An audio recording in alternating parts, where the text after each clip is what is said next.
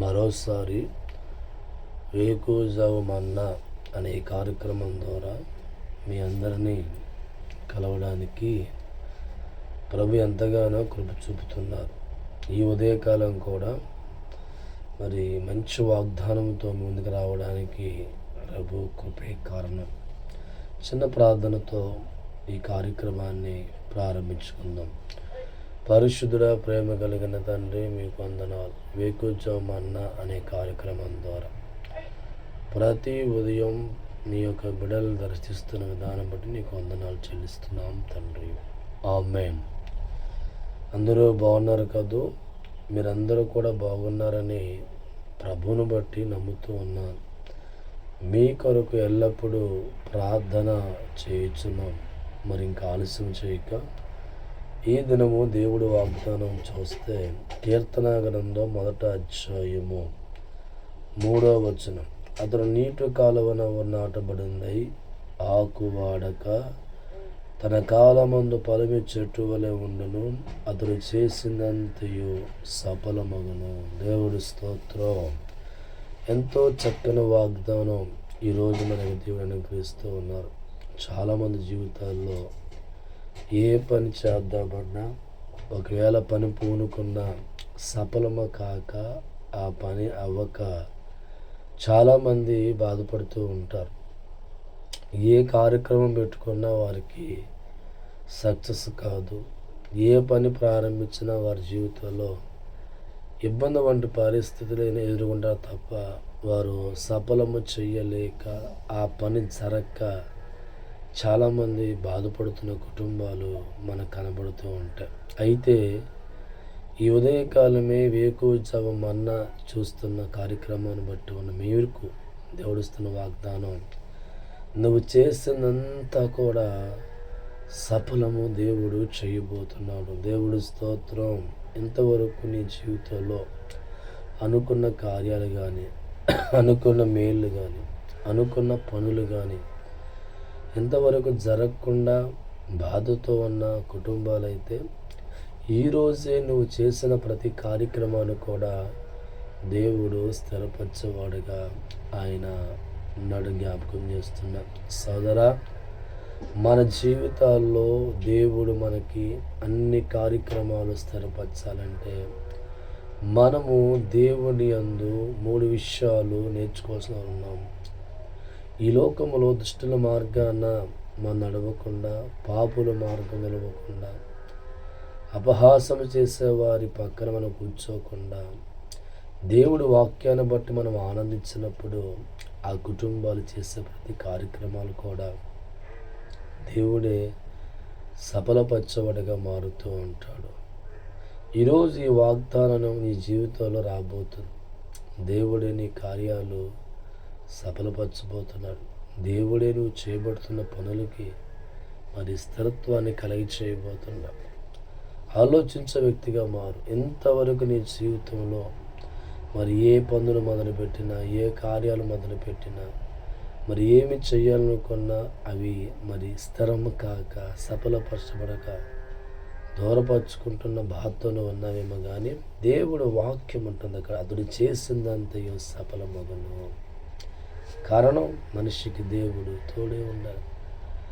మనిషికి దేవుడు తోడే ఉండాలంటే దుష్టుల ఆలోచన నడవకుండా మన జీవితాన్ని మనం కాపాడుకున్నప్పుడు, మరి పాపుల మార్గాన్న నిలవకుండా మనం జాగ్రత్త పడుతున్నాం. అపహాసనగా లోకములో అపహాసం చేస్తున్న వారి పట్ల మనం జాగ్రత్త పడగా ఉన్నది.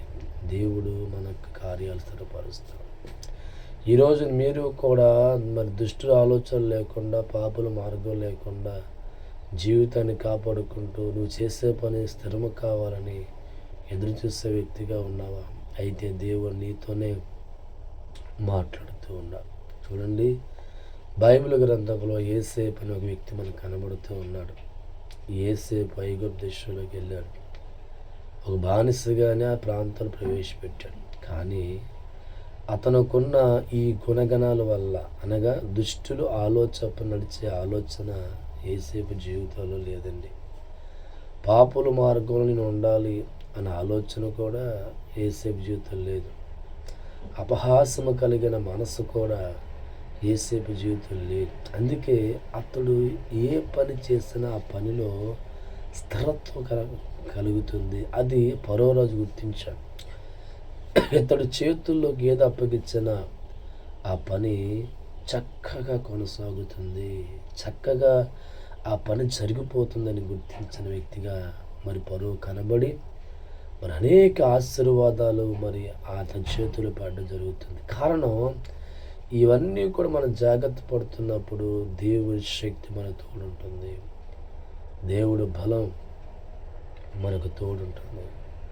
ఆ దేవుడు తోడు మనకున్నప్పుడు ఖచ్చితంగా మనము చేయుచున్న కార్యక్రమాల్లో మనము చూడగలుగుతాం. మనం చేయుచున్న పనుల్లో మనం స్థిరత్వం చూడగలుగుతాం. దానికి గల కారణం ఏంటంటే దేవుడు వాక్యం ఉంటుంది, అతడు చేసిందంతయో సఫలమగును. దేవుడి వాక్యాన్ని ఎంత బాగా మనం ప్రేమించగలుగుతామో, దేవుడి వాక్యాన్ని ఎంత బాగా మనం హత్తుకునే వారిగా మారగలుగుతామో, ఖచ్చితంగా సోదర నువ్వు చేయుచున్న కార్యాలన్నీ కూడా దేవుడే సఫలపరుస్తాడు, దేవుడే ఆశీర్వదిస్తాడు. ఇంకెందుకు ఆలస్యం? మరి ఈరోజు నాతో పాటు మోకరించి నీ కార్యము నిమిత్తం ప్రార్థించే పరిశుద్ధుడా, ప్రేమ కలిగిన తండ్రి, అతడు చేసిందంతయో సఫలమవుతుంది అని వాగ్దానం చేస్తున్నావు దేవా. ఈరోజు మేమందరం కూడా మీ ముందు మోకరించి ప్రార్థిస్తున్నాము తండ్రి.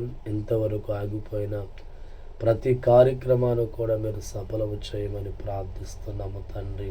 నా దేవా, ఎంతమంది నాయన అప్పుల్లోంచి బయటపడలేకపోతున్నారు, ఇప్పుడే నా తండ్రి వారికి అప్పుల నుంచి బయటపడే మార్గాన్ని బయలుపరచమని ప్రార్థిస్తున్నాను.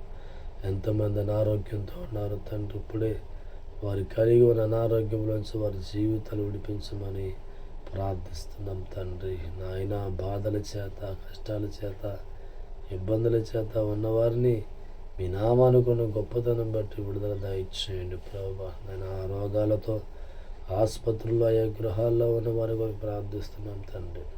సంపూర్ణమైన స్వస్థత వరకు అనుగ్రహించండి తండ్రి. పాడి పంట, వ్యవసాయము, మోటార్ ఫీల్డ్లో ఉన్నవారు ప్రార్థిస్తున్నాం తండ్రి. అయినా వారి కృప అనుగ్రహించండి తండ్రి. చదువుకున్న పిల్లలకు చదువు దయచేయండి నాయన. ఇదిగో చదువు పూర్తయిపోయి ఉన్నవారికి నాయన చక్కని ఉద్యోగాలు దయచేయమని ప్రార్థిస్తున్నాం తండ్రి. నాయన వివాహం కాని వారికి వివాహం అనుగ్రహించండి తండ్రి. నాయన పిల్లలు లేని వారి కొరకు ప్రార్థిస్తున్నాను తండ్రి. చక్కని సంతానం దయచేయండి ప్రభా. నాయన ఈ రీతిగా ఇతర దేశాల్లో ఉన్న వారికి ఆయన దీవించి ఆశీర్వదించండి తండ్రి. నాయన ఈ వేకుజ మన్నా కార్యక్రమంతో చూస్తూ ప్రతిరోజు ఇప్పుడు మోకరించి ఉన్న వారందరినీ కూడా ప్రభు మీరు నాయన వారి కార్యములు స్థిరపరచండి ప్రభు. ఇట్టి రీతిగా ప్రతి ఒక్కరిని దీవించి ఆశీర్వదించమని ప్రభు యేసయ్య నామమున అడుగుచున్నాం తండ్రి. ఆమేన్. హల్లెలూయా. Praise the Lord. ప్రతి ఉదయం వేకుజ మన్నాతో దేవుడు మనం కలుస్తుండగా మరి మా యొక్క యూట్యూబ్ ఛానల్ వైఏజే ప్రేయర్ మినిస్ట్రీ తప్పక సబ్స్క్రైబ్ చేసుకోండి, లైక్ చేసి అనేక చేయండి. ఎవరైనా కార్యక్రమాన్ని, ఈ పరిచర్యని బలపరిచే ఉద్దేశం ఉంటే తప్పక మీ యొక్క సహకారాన్ని ఇచ్చండి. దేవుడు మిమ్మల్ని, మీ కుటుంబాలను బహుబలముగా స్థిరపరిచి మీ కార్యములు స్థిరపరచునుగాక. God bless you, all of you.